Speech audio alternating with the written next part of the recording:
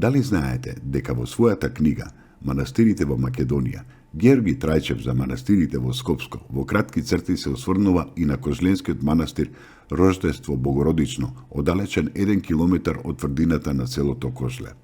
Света Богородица, село Кожле. По село Кожле на реката Пчиња, на една карпа со пештера, е изградена црквата Света Богородица, Успение Богородично. Манастирот е стар со мала црква за 40 до 50 души со нов иконостас. Тој се управува од селото, кое се користи со движниот и недвижниот имот. Дали знаете дека на падините на Скопска Црнагора, во селото Кучевиште, во 1327 година, изградено е православно светилиште посветено на празникот Воведение Богородично, денес позната под името Свети Спас.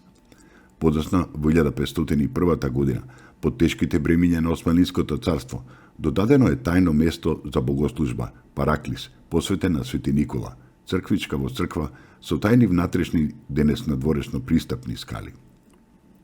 Османиите ја контролирале долната црква, но во овој црковен бисер се одржувале тајни редовни богослужби. Во Кучевишката црква во црква се релативно големи оштетувања, сочувани се импресивните фреско-живописни композиции. Дали знаете дека Коста Солев, книжевен деец, комунистички активист, својот псевдоним Рацин го добил по силно искажаната љубов кон Раца, односно Рахилка Фирфова, девојка од богата градска фамилија. Тие живееле во истиот град, во Велес, но никогаш не се запознале. И покрај тежината на искажаните зборови во картичките, Рахилка раскажува дека не се ни сеќава на Коста од училишните денови.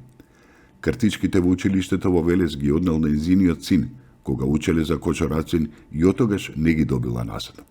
Потоа дознала дека биле и во градскиот архив, но почнале известни проблеми и Раца забранила јавно да бидат изложени. Една од картичките е напишана со крвта на Рацин.